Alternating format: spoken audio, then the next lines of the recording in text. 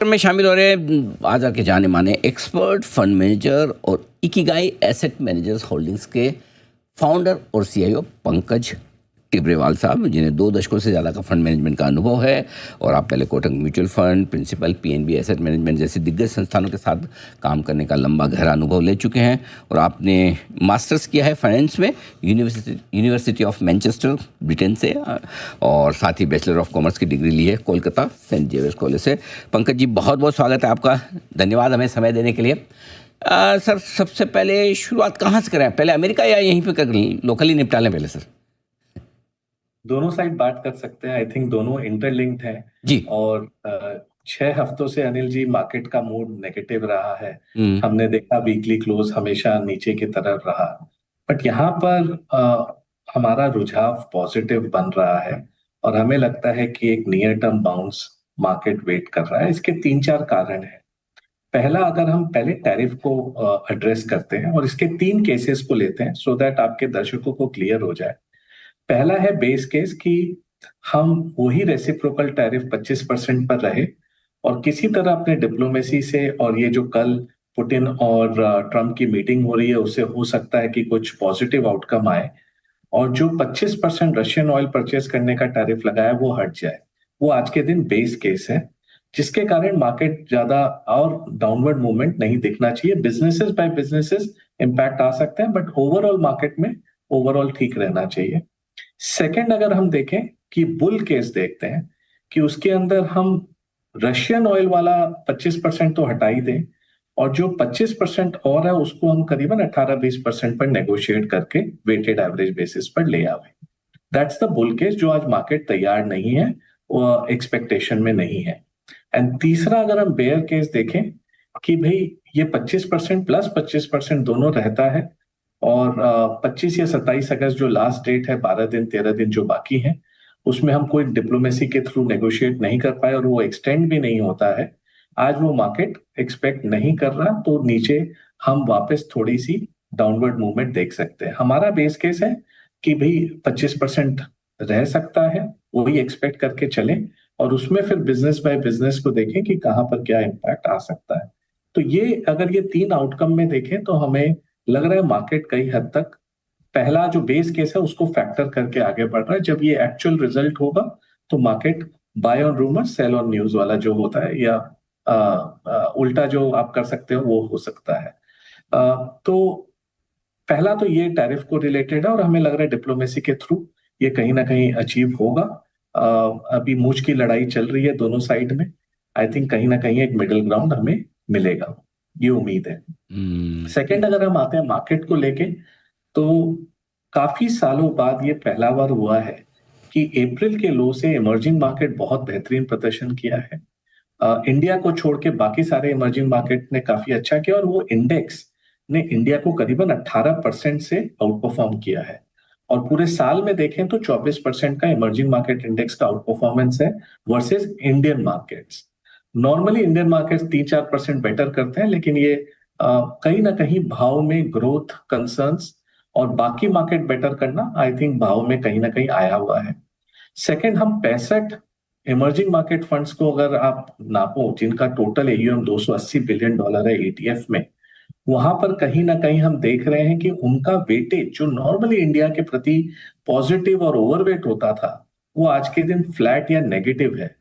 तो एफआईज की positioning India में आज के दिन बहुत हल्की है और थोड़ा भी कहीं पॉजिटिव न्यूज आया तो ये शॉर्ट कवरिंग काफी बड़ी आ सकती है और एफआई अपना एलोकेशन बढ़ा सकते हैं।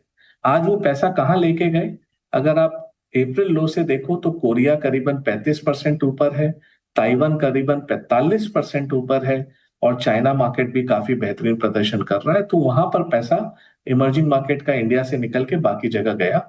और अगर थोड़ा ग्रोथ पिकअप जो हमें लग रहा है सितंबर तिमाही से आना चाहिए, क्योंकि बेस लो रहेगा, इलेक्शन की स्पेंडिंग नहीं हुई थी, इलेक्शन के बाद स्पेंडिंग नहीं हुई थी, इकोनॉमी स्लो डाउन था अगर आपको याद हो सितंबर तिमाही में।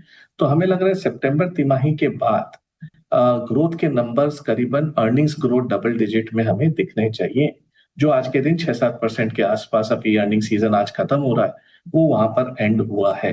तो जैसे ही ग्रोथ आने लगेगा, इंडिया में एफआई ग्रोथ के लिए आता है और मैं इतना यहाँ पर नेगेटिव नहीं रहूंगा और स्टॉक स्पेसिफिक मूवमेंट रहेगा। ये जो 4 साल की हमने बड़ी तेजी देखी वो बिहाइंड है। लास्ट 12 महीने में आपने देखा मार्केट कंसोलिडेट किया है, कोई रिटर्न नहीं बना है। आने वाले 6 महीने भी ऐसे हो सकते हैं कि स्टॉक स्पेसिफिक मूवमेंट हो, मार्केट का ब्रेथ नैरो होता जाए, लेकिन यहाँ पर अब real test of fund manager आएगा कि वो कौन से स्टॉक्स को ठीक से चूज करके पोर्टफोलियो में रिटर्न बना सकता है। बिल्कुल ठीक बात है। तो ये बड़ा डेवलपमेंट और जो आपको होता हुआ दिखेगा।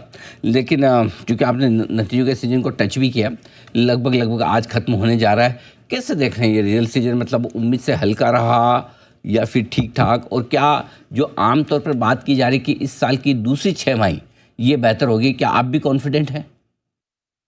हाँ अनिल जी, हमें लगता है कि दूसरी तिमाही से बेटर नतीजे आने स्टार्ट होने चाहिए क्योंकि बेस हमारे फेवर में है पहला। दूसरा, अगर इस बार फेस्टिव सीजन देखें तो 12-15 दिन का स्पिल ओवर हमारे दूसरे तिमाही में हो जाएगा, बिकॉज इस बार दिवाली, दशहरा सब 15 दिन पहले है। तो इसका कहीं ना कहीं इम्पैक्ट आपको कंजम्पशन और बाकी सेक्टर्स में दिखने को मिलेगा और जो अर्निंग्स ग्रोथ पर हमें स्टेबिलिटी प्रोवाइड करेगा। थर्ड, अगर आप इस तिमाही के नतीजे बात करें तो हमें लगता है ये इनलाइन तिमाही था। इतने खराब नतीजे भी नहीं थे और इतने अच्छे नतीजे भी नहीं थे। करीबन हेडलाइन बेसिस पर निफ्टी का अर्निंग ग्रोथ 7-8% का था, लेकिन अगर हम मिड कैप्स में देखें तो ये नंबर करीबन 13-14% का था। और ओवरऑल अगर एनएसई 500 में देखें तो वही 7.5-8% के रिपोर्टेड पैट ग्रोथ है। लेकिन इसमें हम दो भागों में डिवाइड करते हैं, बैंकिंग एंड फाइनेंशियल सर्विसेज जहां पर 80-85 कंपनियां हैं, और नॉन बैंकिंग एंड फाइनेंशियल कंपनियां जहां पर करीबन 415 से 420 कंपनियां हैं। इस बार नॉन बैंकिंग एंड फाइनेंशियल कंपनियों में आपने सिंगल डिजिट ग्रोथ देखा, लेकिन जो बैंकिंग एंड फाइनेंशियल कंपनियां हैं उनमें डी ग्रोथ देखा, स्पेशली लार्ज बैंक्स, क्योंकि उनके निम पर प्रेशर था और उनके एसेट क्वालिटी पर भी कहीं ना कहीं स्ट्रेस आया और उन्होंने एक्स्ट्रा प्रोविजनिंग किया। तो उसके कारण आपके ओवरऑल रिजल्ट्स जो हैं वो करीबन 6-7% अर्निंग्स ग्रोथ दिख रहे हैं। हमारा मानना है सितंबर तिमाही से ये नंबर करीबन डबल डिजिट अर्निंग्स ग्रोथ दिखने लगेंगे। और एक इम्पॉर्टेंट पार्ट जो लोग नहीं समझ पाए हैं अभी तक कि हमारा जो महंगाई दर है वो करीबन 2% आ गया है, 2-2.25%। नॉर्मली इंडिया में महंगाई दर 4.5-5% रहता है। तो जब हम नॉमिनल जीडीपी ग्रोथ देखते हैं कि 6.5-7% रियल जीडीपी ग्रोथ, उसमें 4.5-5% इन्फ्लेशन, तो 10.5-11% पर हमारा नॉमिनल जीडीपी ग्रोथ आता है। इस बार हमारा नॉमिनल जीडीपी ग्रोथ करीबन 9% पर आ रहा है। इसका मतलब कि आपकी कॉर्पोरेट की अर्निंग्स, टैक्स कलेक्शन, सब पर थोड़ा इम्पैक्ट हो रहा है। और जो डायरेक्ट टैक्स कलेक्शन के नतीजे आए, आपने देखा कि अभी हमने 3 से 4% का डिक्लाइन देखा है। तो अगर ये आंकड़ों को मैं लेके चलूं तो करीबन गवर्नमेंट का शॉर्टफॉल करीबन 1,40,000 से 1,50,000 करोड़ हो सकता है। और ये ना भूलें कि इस साल भी हमने कैपिटल गेन्स टैक्स और एसटीटी को एक important portion of tax collection में लिया है। अगर लास्ट साल भर का देखें तो मार्केट में रिटर्न नहीं बना, तो ना कैपिटल गेन्स टैक्स बढ़ा आएगा ना एसटीटी बढ़ा आएगा। तो इसका एक शॉर्टफॉल हो सकता है जो आरबीआई के डिविडेंड से और थोड़े बहुत और कर्टेलमेंट ऑफ एक्सपेंडिचर से हम मैनेज कर सकते हैं। लेकिन थोड़ा ना थोड़ा बॉन्ड यील्ड मार्केट थोड़ा नर्वस हो रखा है। तो आपने देखा 10 साल का बॉन्ड यील्ड जो 6.25% था, आज 647 हो गया, 20-25 बेसिस पॉइंट की छलांग आई। जब जैसे उन्हें लगा कि टैक्स कलेक्शन और नॉमिनल जीडीपी ग्रोथ थोड़ा वीक लग रहा है। तो ये एक ट्रांजिटरी मौका है।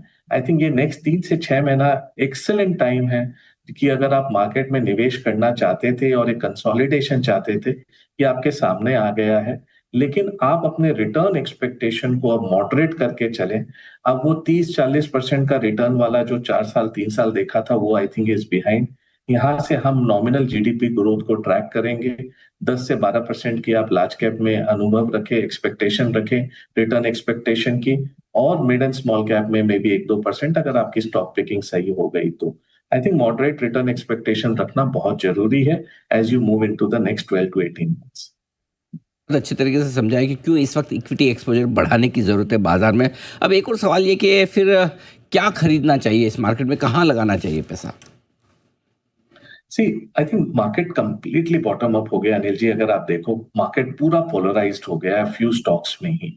तो यहाँ पर आज के दिन बॉटम अप बेसिस पर ही जाना चाहिए, जहां 20-25% की अर्निंग ग्रोथ विजिबिलिटी हो, वही स्टॉक्स को अपने पोर्टफोलियो का पार्ट बनाना चाहिए। बट हमारा रुझाव आज के दिन थोड़ा केमिकल्स की तरफ है, कि हमें लग रहा है एग्रोकेमिकल ग्लोबली का जो बैड साइकिल 3 साल से चल रहा था वो खत्म हो रहा है, और कहीं ना कहीं ये बेटर होगा। और थोड़े बहुत कंपनियों का यूएस एक्सपोजर है, बट लार्जली यूरोपियन एक्सपोजर्स है या बाकी देशों के एक्सपोजर्स है, तो इतना इम्पैक्ट नहीं होना चाहिए और नंबर्स बेटर आने चाहिए। इस तिमाही में भी हमने देखा कि काफी सारे केमिकल कंपनियों के नतीजे काफी ठीक आए।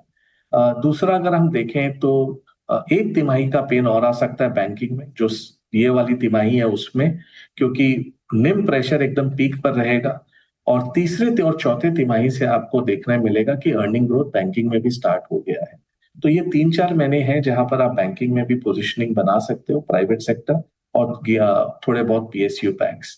तीसरा हमें लगता है कि कैपिटल गुड्स सेक्टर में पावर सेक्टर, जहां पर टीएनडी हो गए या power and cables and wires and cables हो गए, ये पूरा जो इकोसिस्टम है हमें लग रहा है काफी ठीक है। फोर्थ सीमेंट है। सीमेंट में आज हमने पहले तिमाही में डिसिप्लिन बहुत जबरदस्त देखा, और हमें लग रहा है कि नॉर्थ और साउथ वाले जितने सीमेंट प्लेयर्स हैं, उनके आने वाले नेक्स्ट 3 तिमाही के भी नतीजे ठीक आने वाले हैं। और पांचवा अगर हम देखें तो मेटल्स, ये हमारा ग्लोबल व्यू है कि रियल एसेट्स आने वाले नेक्स्ट 10 साल में बहुत बेहतरीन प्रदर्शन करेंगे, चाहे वो कॉपर हो, सिल्वर हो, गोल्ड हो, या आपके नॉन फेरस या फेरस मेटल्स हो। और चाइना ने एक बहुत इंपॉर्टेंट स्टैंस लिया अनिल जी, जो किसी ने भी बात नहीं की, एंटी डिफ्लेशन स्टांस लास्ट 3-4 महीने से। तो उन्होंने अब बड़े बड़े प्रोजेक्ट्स अनाउंस करने चालू किए। उन्होंने सारी इंडस्ट्रीज को डिक्टेट दे दिया कि आपकी जितनी एक्सेस कैपेसिटी थी वो आप बंद करो और प्राइसिंग को बढ़ाओ। इसका नतीजा क्या? कोकिंग कोल, पॉलीसिलिकॉन, कोई भी आप कमोडिटी देखो, वो चाइनीज के कमोडिटी मार्केट में रोज अपर सर्किट पर लॉक्ड है।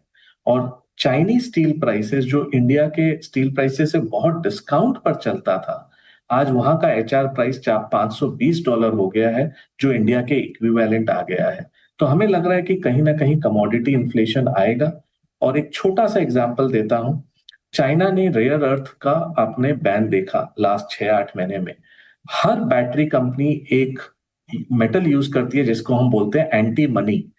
वो मेटल 10 गुना हो गया, $400 वाला $4000 हो गया।